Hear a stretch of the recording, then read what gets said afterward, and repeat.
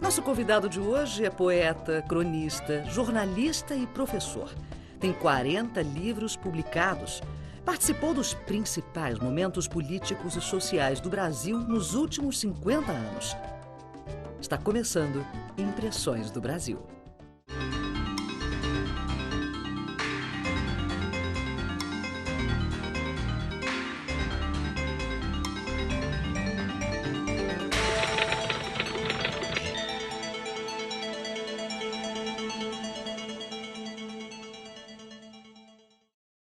Eu acho que eu aprendi muito mais sobre o Brasil, olhando o Brasil de fora para dentro, do que às vezes aqui dentro. Guimarães Rosa é tão importante ou mais que James Joyce. A Clarice Lispector é mais importante que Virginia Woolf e que a maioria das romancistas que existem.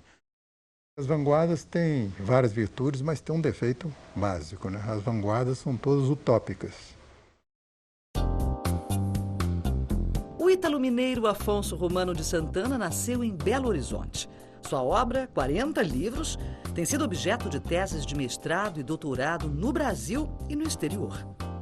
Sou filho de uma italiana, né, imigrante, e de um capitão da Força Pública. Meu avô veio como imigrante da Itália e o outro avô paterno era de Ouro Preto, chamada Minas Profunda. Meu pai participou de umas 3 revoluções. E eu cresci, na verdade, em Juiz de Fora, apesar de ter nascido em Belo Horizonte. E ali num colégio, que era um colégio modelo, ainda é até hoje, o Instituto Granberry, onde uma certa elite brasileira ia estudar, né? Fernando Gabeira, o presidente Itamar Franco. Depois eu fui para Belo Horizonte, onde eu fiz universidade, comecei a trabalhar em várias coisas, até ir para os Estados Unidos, começar a dar aula e começar uma carreira acadêmica, etc. Mas a minha família era protestante, o que era uma coisa naquele tempo meio esquisita. Os protestantes e católicos não se davam muito bem, não. A Bíblia é um texto literariamente muito forte. E você nasce ali ouvindo, desde a infância, aquelas narrativas fabulosas, o rei Davi, o Salomão, aquelas profecias fantásticas de Isaías, de Daniel. O Apocalipse é o primeiro grande livro de literatura fantástica da literatura mundial, né? E aquele estilo, aquela coisa, evidentemente tem muito a ver com uma coisa que depois eu cultivei, né? Esse tipo de poesia que você encontra em Walt Whitman, que encontra em Fernando Pessoa, num Castro Alves, num Carlos Drummond, num Neruda, num Carl Sandburg, né, no Mayakovsky, uma poesia que está falando da realidade com um fôlego largo, né? Eu era do diretório acadêmico, né, em Belo Horizonte. Eu fui fundador do Centro Popular de Cultura de Belo Horizonte. Eu tinha contato com o pessoal da UNE. Detalhe, eu nunca fui de partido nenhum. Eu sempre conto até uma piadinha verdadeira, que numa ficha minha que tinha no DOPS, estava escrito lá, comunista sem qualificação, que era uma coisa meio esquisita, quer dizer, não sabiam que partido que iam me colocar, como eu participava de certas coisas típicas do movimento jovem, estudantil, uma coisa utópica, né, esperançosa, me colocaram lá nessa categoria. De Belo Horizonte, eu saí para dar aula nos Estados Unidos. Foi uma saída um pouco problemática, porque eram os tempos da Revolução, né, governo militar. Eu fui proibido de sair do país e tive que esperar um ano por vias transversas. Fui dar aula na Califórnia, que foi muito importante, porque caí num lugar que era o avesso de tudo que havia aqui no Brasil. A Califórnia estava entre 65 e 67, que foi quando eu estive lá, estava reinventando a liberdade, reinventando os comportamentos eróticos, sociais, a luta dos homossexuais, dos pretos, dos índios, das minorias, essa coisa que viria a ser uma bandeira no Brasil quase que 20 anos depois, né? Isso eu vivi ali, participei daquelas marchas contra a guerra no Vietnã, as grandes marchas dos pretos, etc. Foi uma experiência muito importante. A experiência de dar aulas de Brasil, de literatura brasileira no exterior, foi e é, de certa maneira, hoje menos, mas ainda é, uma coisa um pouco chocante, porque você chega, primeiro eles acham esquisito que você fale português. É uma língua que é um código que é utilizado nas guerras para que os generais se comuniquem, né? Eles pressupõem que você vai falar espanhol. O português é uma espécie de subdialeto. E depois as referências sobre a cultura brasileira são nulas. Você pode estar numa conferência e falar assim, Niemeyer, as pessoas não sabem quem é. Villa-Lobos, Pixinguinha e tal. Claro, Pelé, algumas coisas sabiam perfeitamente. Então você se vê na contingência de não só ter que explicar tudo desde o princípio, mas de rever você mesmo esses fundamentos. E se sente numa posição, às vezes, incômoda, de estar dizendo o óbvio, que óbvio para você. Porque eu, por exemplo, quando ia dar uma aula sobre Guimarães Rosa, ou sobre Clarice, ou sobre Euclides da Cunha, eu tinha certeza absoluta que eu estou falando de 3 pessoas de categoria internacional. Mas se você disser isso para um alemão, para um francês, para um americano, olha, nós temos um romancista que acaba com Thomas Mann, acaba com fulano, Beltrano, eles não vão entender, não. Estão achando que você está delirando. Então, é uma lição de humildade de você rever o Brasil, ao mesmo tempo é um desafio.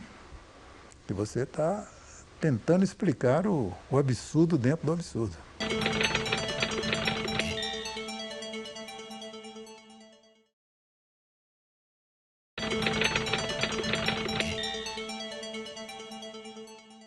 Nós somos muito fechados dentro do Brasil.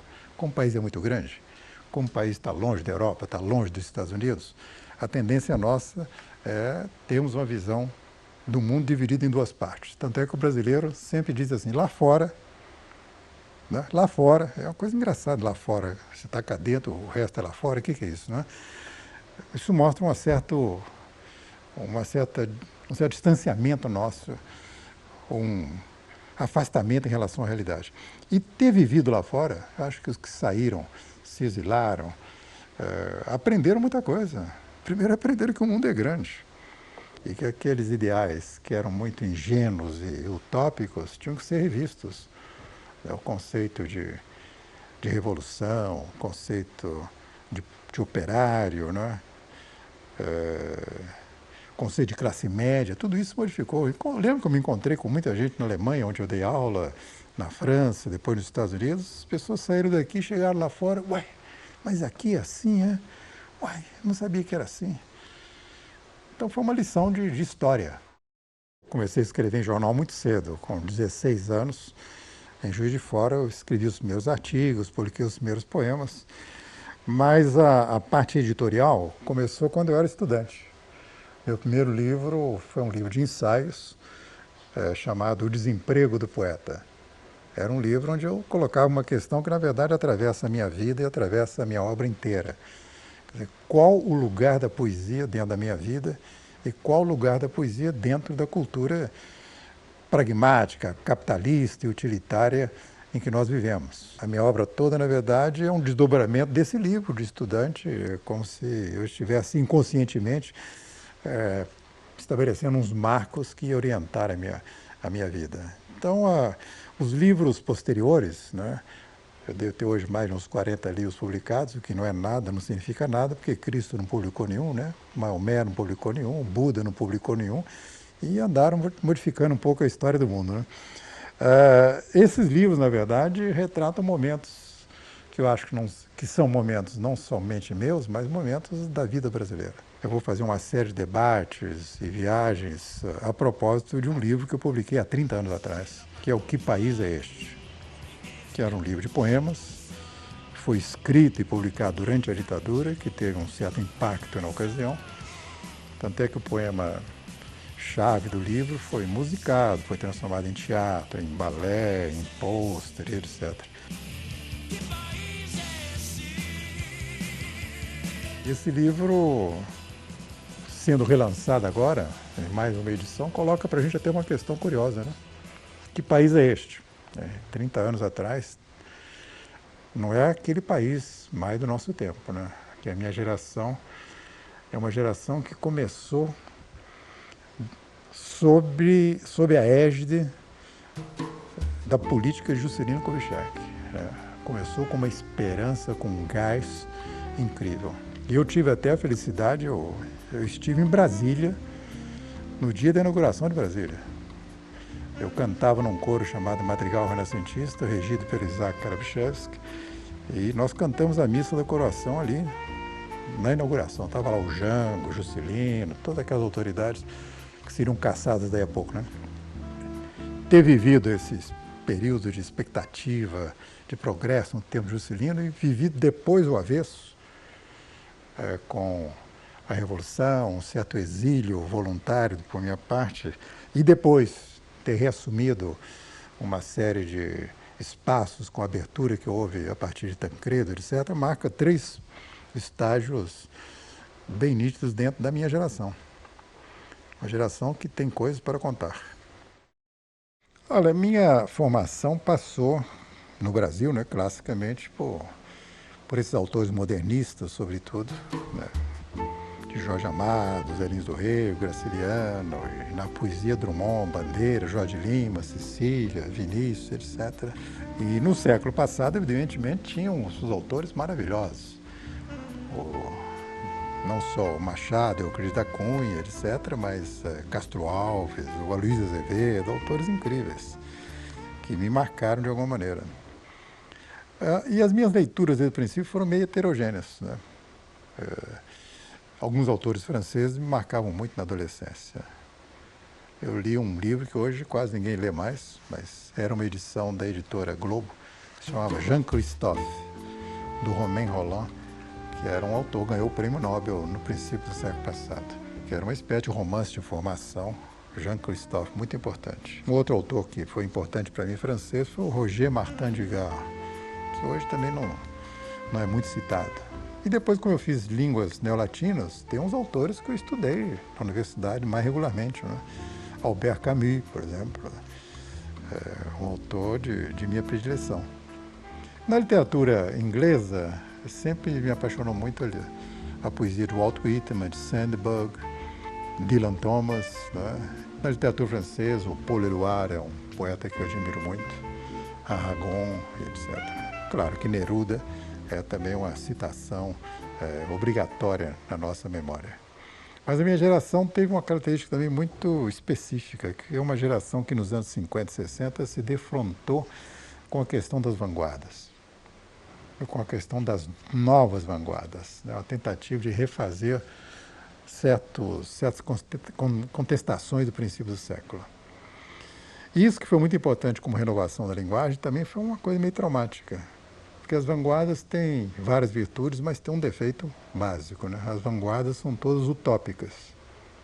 Os vanguardistas se acham melhores que os outros. Eles acham que estão na frente, que eles sabem tudo, os outros não sabem nada. Isso é uma coisa um pouco perigosa, né? É muito perigosa, porque entra uma coisa salvacionista, uma coisa meio evangélica, e, sobretudo, uma coisa que eu chamo de luta pelo poder. As pessoas querendo ocupar espaços e excluir os outros. Por isso que eu sempre digo que a melhor leitura da literatura brasileira é uma leitura não de exclusão.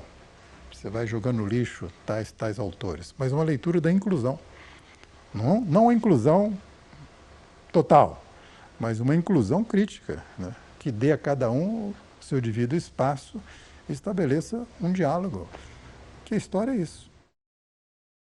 Drummond é um rapaz importante, né, na literatura brasileira. É uma figura paradigmática, né? Todos os escritores de prosa e de poesia têm em relação a ele uma deferência, uma posição muito especial. Ele atingiu um nível de produção, né, raríssimo. Quando eu dei aula na França, por exemplo, eu até batalhei muito para que desse um prêmio Nobel para ele. Eu lembro que um dos jurados do prêmio Nobel eu conheci, me procurou, pediu para dar um material, ajudar a escrever coisas, etc., para que o nome dele fosse encaminhado. Bem que ele teria merecido. Esse livro, que é um livro escrito, terminei em 68, 69, né? Drummond, O Gosto no Tempo. Teve várias edições, me deu muito prazer, porque tive 4 prêmios nacionais com o livro, e sobretudo o fato que o Drummond gostava desse livro. Eu posso dizer isso assim sem nenhum problema, porque o autor não é obrigado a gostar de tudo que escrevem sobre ele. Mas ele escreveu e disse várias vezes, claramente, né, o que ele pensava sobre o livro. Tem até uma frase dele que era muito engraçada. Ele disse assim: olha, você me desparafusou todo. Porque, na verdade, eu estava fazendo uma leitura dele, que é uma leitura meio diferente em relação ao que se fazia e que se faz. Eu estava entendendo a obra dele com uma grande estrutura que tinha umas peças que podiam se encaixar. Porque ele não é um tipo de autor que sai escrevendo assim meio aleatoriamente. Ele tinha uma escrita um pouco programática, né? Então, se tratava, na verdade, de achar quais eram os elementos que se encaixavam dentro daquela estrutura. E fiz dezenas de conferências sobre ele, dei dezenas de cursos. Eu acho que ajudei muito a divulgação da obra dele. Esse ano edito um livro chamado Ler o Mundo, que é um livro que reúne crônicas, ensaios sobre a questão da leitura, mas, sobretudo, uma parte onde eu narro a minha experiência como presidente da Biblioteca Nacional durante 6 anos. Eu sempre digo que é o seguinte: na administração pública, a roda é quadrada e você tem que fazer a carruagem andar. Então, eu estou publicando esse livro, Ler o Mundo. Devo reeditar várias coisas também. Estou terminando um livro de poemas, fazendo muitas conferências pelo país, tenho uns compromissos fora do país também.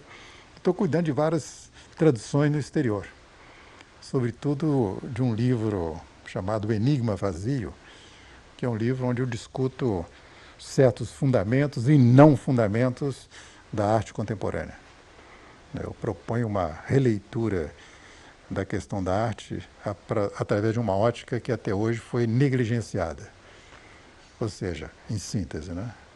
Como grande parte da arte do nosso tempo se pretende uma arte conceitual, baseada no discurso, na palavra, então me proponho analisar o discurso e a palavra. Porque o discurso e a palavra se tornaram mais importantes do que o objeto propriamente dito.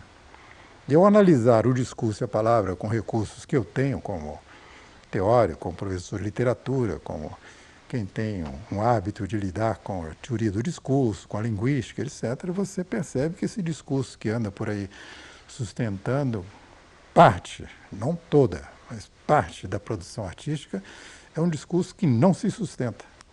É um discurso vazio. Essa sociedade que está aí com a internet é uma sociedade do excesso de informação. O que você faz com excesso de informação, né? Antigamente você tinha carência de informação. Se você pega uns livros de ensaios sobre a história da escrita, você vai encontrar informações de que durante aí, sei lá, o século XVI, você podia contar algumas poucas centenas de pessoas na Europa que eram intelectuais e que tinham bibliotecas. Hoje, todo mundo pode ter uma biblioteca eletrônica em casa. Quando você está muito fechado dentro da sua própria cultura, você também superdimensiona certas coisas. Quando você começa a ter uma visão mais universal, você relativiza. É por isso que hoje, com a globalização, que é uma coisa daninha em muitos aspectos, mas, por outro lado, também positiva, você começa a ter uma visão mais equânime, menos centralizada.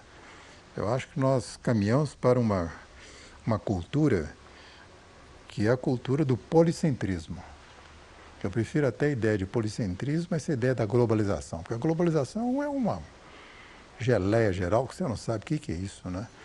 Ou seja, a globalização pressupõe que é o mercado é que está organizando tudo, que tem uma mão invisível. Quando você fala de policentrismo, você organiza um pouco mais as coisas, né? Você tem uma noção de o que significa a China, o Japão, o mercado europeu, o Brasil, as potências emergentes. Quer dizer, tem vários centros que estão dialogando e procurando entender essa sinfonia que é, às vezes, dissonante, mas que é a própria história.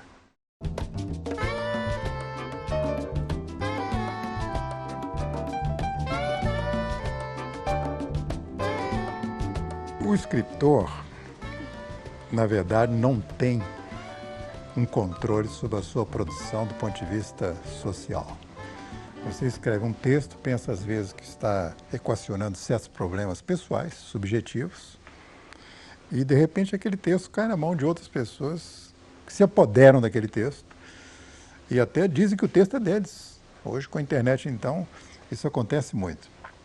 Por outro lado, há uns textos que você produz que acha que são sensacionais, são maravilhosos, e não acontece nada com eles, né? Eles não alcançam o público. Então, essa magia da relação da obra com o público é algo fascinante, que ensina o autor uma série de coisas em termos de humildade. Eu me surpreendo o tempo todo, isso através da internet, andando pela rua, no aeroporto, com pessoas que me param para comentar e me dizerem que o seu texto X ou Y e tal me fez mudar de vida, me fez mudar de casa, me fez mudar de mulher, de marido, mudar de emprego, mudar de país, né? Pessoas dizendo de como a literatura é uma coisa concreta. Por isso que eu acho que escritor é um sujeito que tem uma responsabilidade, o artista tem uma responsabilidade terrível. É igual o professor chega na sala de aula, ele tem que tomar um cuidado incrível com o que ele está dizendo, porque uma palavra que ele disser de repente modifica a vida de um aluno para sempre. E uma obra que você está produzindo de repente modifica a vida, às vezes até de uma nação, né? Os Estados Unidos experimentou isso com a cabana do Pai Tomás, com o Vento Levou, o Brasil experimentou isso com o Guarani, com Iracema, com Sertões, são obras que modificam a realidade. Bom, se eu tivesse que falar alguma coisa sobre meu fazer literário, eu diria o seguinte, que eu trabalho sobretudo com 3 gêneros, né? Com a poesia, com a crônica e com o ensaio. Mas que esses 3 gêneros se invadem de uma maneira ou de outra. Existe poesia na minha crônica, existe uma poesia até no ensaio, como existe uma poesia crítica e assim por diante. Eu pasmo toda manhã diante dos fatos que estão no jornal, ou diante dos fatos transhistóricos, que é a solidão, a morte, o amor, que são os temas eternos, mas também uma tentativa de me entender enquanto ser histórico.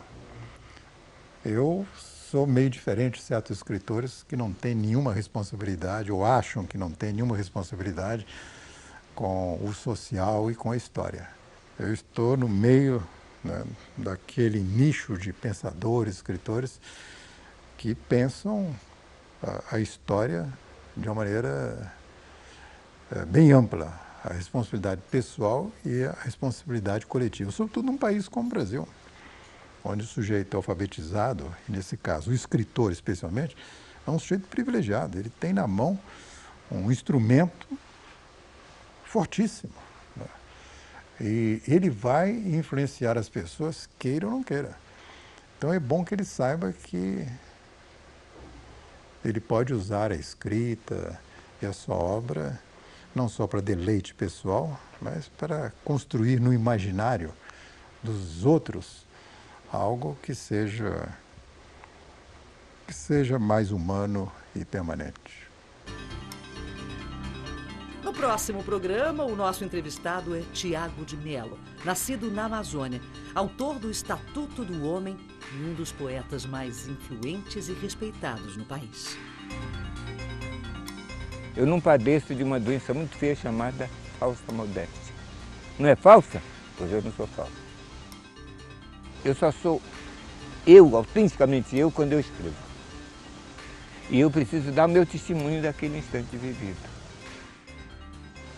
Não levo muito a sério quando dizem que eu sou um grande poeta. Tem fita métrica para medir quem é grande poeta? Não tem.